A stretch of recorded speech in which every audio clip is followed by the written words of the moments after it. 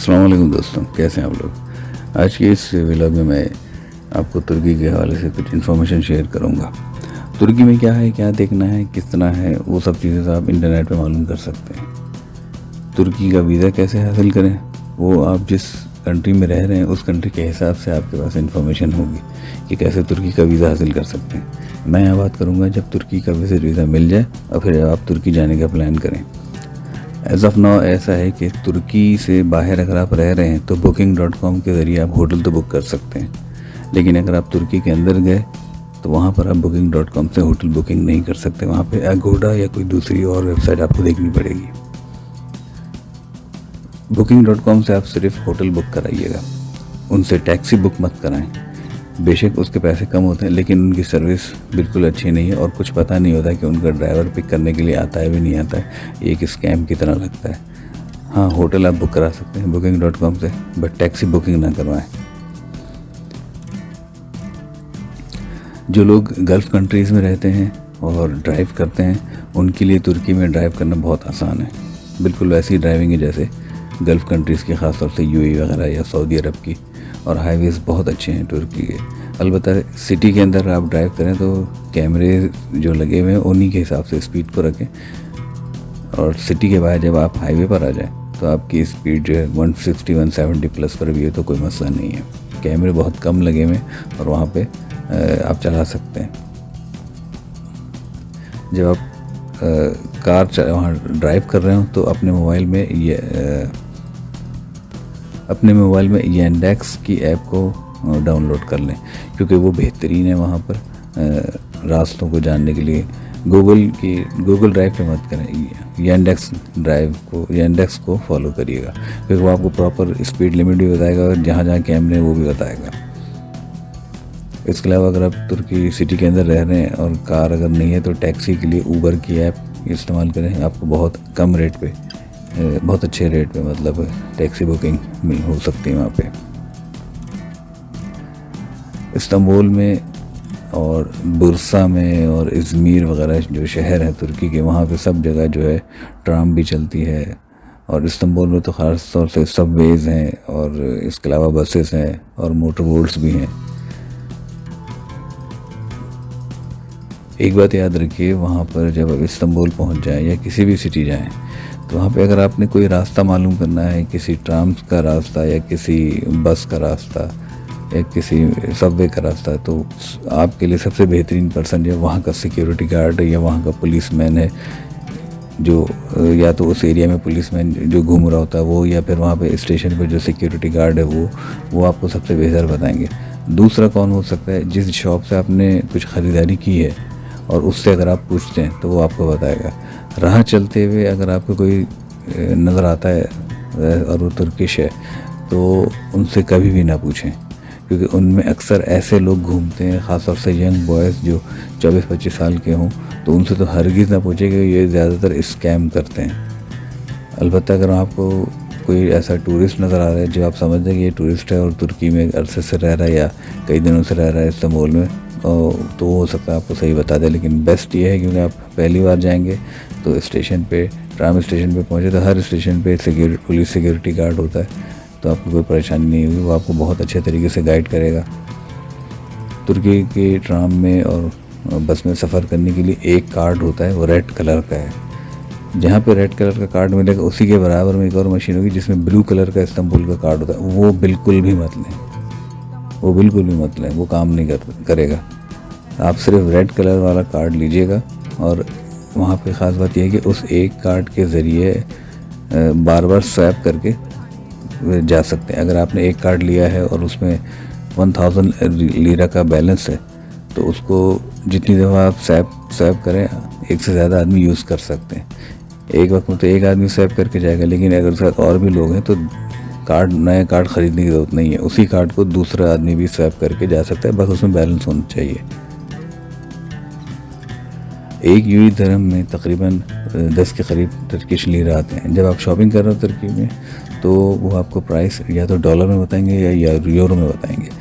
आप उनसे बार्गेनिंग करें, हमेशा बार्गेनिंग करें, और दूसरा कोशिश करें कि प्राइस उनसे टर्किश लीरा में मालूम करें। वो आपको यूरो में बताएंगे और यूरो में बार्गेनिंग करने की कोशिश करते हैं, लेकिन आप पहले ही उनसे पूछेंगे टर्किश लीरा में कितना है, तो उस हिसाब से आप बार्गेनिंग करें। इकॉनमी तुर्की की ओवरऑल एक मजबूत इकॉनमी है, लेकिन आमतौर पे लोगों के जो वहाँ रिहायशी हैं उनकी परचेजिंग पावर नहीं है, इसलिए यहाँ पे लोगों की सैलरीज बहुत अच्छी नहीं है। तो तुर्की में महंगाई है और खाना पीना जो है तुर्की में महंगा है। अलबत्ता गारमेंट्स और बैग्स जो हैं ये आपको ज़रा ऐसा लगेगा आपके चीप है या कम रेट पर है, लेकिन खाना पीना तुर्की में बहुत महंगा है। पेट्रोल भी आपको महंगा पड़ेगा यहाँ से, यानी यूएई के मुकाबले में, और टोल टैक्स जो है वो भी काफ़ी ज़्यादा है। तो यांडेक्स की ऐप जब डाउनलोड कर लें तो कोशिश करें कि टोल अवॉइड करके आप ड्राइव करें। तुर्की का जियोग्राफिकल एरिया जो है ना बहुत ही इंटरेस्टिंग है। पूरा तुर्की जो है एक कोने से लेकर दूसरे कोने तक, चाहे नॉर्थ से साउथ जाएं, चाहे ईस्ट से वेस्ट जाएं, पूरा तुर्की जो है वो पहाड़ी इलाका है। तो इसलिए तुर्की का हर शहर जो है वहाँ पे आप जाएंगे तो आपको वहाँ पे सड़कें जो है अप एंड डाउन सूरत में नज़र आएंगी। बहुत कम एरिया जो है लैंड एरिया है जिसमें स्ट्रेट रहेगा या फ्लैट रहेगी ज़मीन, ज़्यादातर जो है वो अप एंड डाउन वाली सिचुएशन है। लेकिन पूरे तुर्की में कहीं भी मैदानी इलाका नहीं है, यानी कि डेजर्ट जैसा एरिया नहीं है। अगर कहीं मैदानी इलाका है भी तो वो भी ग्रीन है, और पूरा तुर्की ही छोटे बड़े मुख्तलिफ़ किस्म के पहाड़ों पर बना हुआ है और हरा भरा है। पूरी ज़मीन दरखेज़ है उनकी, जहाँ पे चाहे काश्त हो सकती है। हाईवेज़ पर भी, और हाईवेज़ पर तो ट्रैफिक है ही फास्ट, और बहुत अच्छे हाईवेज़ बने हुए, बहुत आराम से आप वहाँ पे गाड़ी जो है 160 प्लस पे भगा सकते हैं। लेकिन सिटी के अंदर भी ट्रैफिक जो है वो रूल्स के हिसाब से है। कहीं भी ट्रैफिक जैम ज़रूर होता है जब रश आवर होते हैं, लेकिन यह है कि ऐसा नहीं कि कोई कहीं भी पार्क करके जो है वो गाड़ी पार्क कर दे, कुछ ऐसा कुछ नहीं। प्रॉपर पार्किंग बनी हुई थी, लोग वहीं पे पार्क करते हैं। अलबत्ता बाज़ दफ़ा आपको सड़कें इतनी चौड़ी नज़र आएगी कि उसमें सिर्फ एक ही गाड़ी गुजरती है, लेकिन जब आप वहाँ पे गुजरेंगे तो आपको रास्ता मिल जाएगा। ऐसा नहीं कि उस एक गाड़ी के रास्ते पे लोग भी चल रहे हैं तो गाड़ी वाले को रास्ता नहीं दे रहे हैं, ऐसा नहीं है, रास्ता आपको मिल जाएगा। है पुराना कोई भी शहर आप जहाँ जाएँ, चाहे आप इस्तांबुल जाएँ, चाहे बुरसा जाए, चाहे इज़मीर जाए, जो पुराना एरिया है उसमें ज़ाहिर सड़कें ज़्यादा चौड़ी नहीं है, तो एक वक्त में एक ही गाड़ी गुजरती है।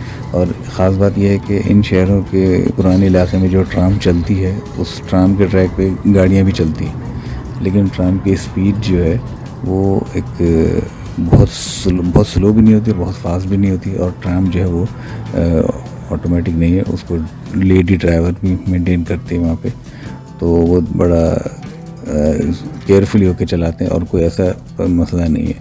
लोग खुद भी इस बात का ख्याल रखते हैं कि ट्राम का रास्ता है तो एक्सीडेंट वगैरह नहीं होते हैं। ट्रैफिक पुलिस में और पेट्रोल पंप पर आपको ख़वातीन वहाँ पे जॉब करती हुई नज़र आएंगी। ट्रैफिक पुलिस में लेडी पुलिस, एक अकेली लेडीज़ भी इतनी पावर रखती है कि अगर उसकी किसी सिग्नल को किसी ड्राइवर ने वायलेट किया तो वो उसका वहीं पे जो है ना उसको नोटिस करके उसका रेफ़र कर देगी इंटरनेट के ज़रिए कंट्रोल रूम में कि ये गाड़ी नंबर है, इसने मेरे कहने पे गाड़ी रोकी नहीं या कुछ नहीं किया, वो फ़ौरन वहाँ बता दी। फिर वो अगली जगह जहाँ भी जा रहा होगा ना वहाँ पकड़ा जाएगा। तो जो लोग तुर्की में जाके ड्राइविंग कर रहे हैं, जो तुर्की से बाहर रहते हैं और तुर्की जा रहे हैं, वहाँ पे रेंट कार लेकर ड्राइव करते हैं, वो इस बात को नोटिस में रखें कि अगर उनकी गाड़ी का कोई एक्सीडेंट होता है, चाहे छोटा हो चाहे बड़ा हो, तो वहाँ से भागने की ज़रूरत नहीं है। और ये गलती बिल्कुल भी ना करें। अगर आप ख़ासतौर से अगर आपकी गलती हो गई है तो बिल्कुल भी ना भागें, आप वहीं पर रहें, क्योंकि दूसरा बंदा भी वहीं खड़ा रहेगा। दोनों ही जो है पुलिस का इंतज़ार करेंगे। अगर आपने पुलिस को कॉल नहीं भी किया, पुलिस खुद भी वॉच करती है और वो खुद भी पहुंच जाती है, लेकिन उसमें टाइम लग सकता है। तो बेहतर है आप जब रेंट कार लें तो पुलिस का इमरजेंसी नंबर ज़रूर साथ रखें। और कुछ इस वक्त से बहुत कम होता है एक्सीडेंट, सब केयरफुल होकर चलाते हैं, लेकिन अगर हो गया तो उसी वक्त जो है ना गाड़ी वहीं पे खड़ी करें और पुलिस को कॉल करें। क्योंकि अगर आपकी गलती और आप भाग गए और तो आप जो है ना फिर वो पुलिस आपको ना सिर्फ पकड़ेगी, फ़ाइन भी लगाएगी, बल्कि आपको जेल में भी डाल देगी। और ये भूल जाएं कि आप पकड़े नहीं जाएंगे, वो बेफिक्र है। वहाँ पे सारा जो है ना पूरा तुर्की जो है वो कैमरे से कंट्रोल होता है, हर चीज़ है वहाँ पे। एक बात याद रखें, दुनिया का कोई सा भी मुल्क जो माजी में कभी पावर में रहा है और अब अगर वो पावर में नहीं है तो इसका ये मतलब नहीं है कि वो एकदम बैठ गया है। उनकी माजी की बाक़ियात जो है ना वो मौजूद रहती हैं। जैसे पुर्तगाल है, जैसे स्पेन है, बिल्कुल तुर्की भी उसी, तुर्की माजी में एक सुपर पावर रहा है। तो आज वो अगर सुपर पावर नहीं भी है, लेकिन उनके यहाँ जो सिस्टम चल रहे हैं वो रूल ऑफ लॉ के हिसाब से ही चल रहे हैं। वहाँ की पुलिस जो है इंडिया पाकिस्तान की पुलिस की तरह जो है ना, ऐसी नहीं कि लोग इंडिया और पाकिस्तान की पुलिस से डरते हैं कि ये तो खुद मुजरिमों का साथ देते हैं। वहाँ ऐसा नहीं है, वहाँ की पुलिस बहुत हेल्पफुल है। और जिस तरह गल्फ़ कंट्रीज़ की पुलिस हेल्पफुल होती है, जिस तरह यूके की, यूएसए की पुलिस, कनाडा की पुलिस हेल्पफुल होती है, ऑस्ट्रेलिया, न्यूजीलैंड, जापान, यहाँ की पुलिस हेल्पफुल होती है, इसी तरह तुर्की की पुलिस भी बहुत हेल्पफुल है। अगर कोई लोगों का इशू होता है वो सिर्फ़ और सिर्फ पुलिस से रब्ता करते हैं। इस व्लॉग में मैंने आपको वो चीज़ें बता दी जो कि वहाँ पर रहकर आपको एक्सपीरियंस करना पड़ेगा। अब तुर्की में कौन से सिटीज़ देखने वाले हैं, किस सिटी में क्या जगह है, वो आप इंटरनेट पे मालूम कर लें और इंटरनेट के ज़रिए आप अपने पिक्चर वगैरह वहाँ की देखकर जो है आपको आइडिया हो जाएगा। मैं फिर भी इस वीडियोज़ में कुछ पिक्चर और वीडियो शेयर कर दूँ जो ओरिजिनल वहाँ की हैं। वीडियो अच्छी लगी तो इसको लाइक करिए और चैनल को सब्सक्राइब करिए। थैंक्स। और कोई अगर क्वेश्चन है तुर्की के हवाले से तो आप कमेंट्स में पूछ लें।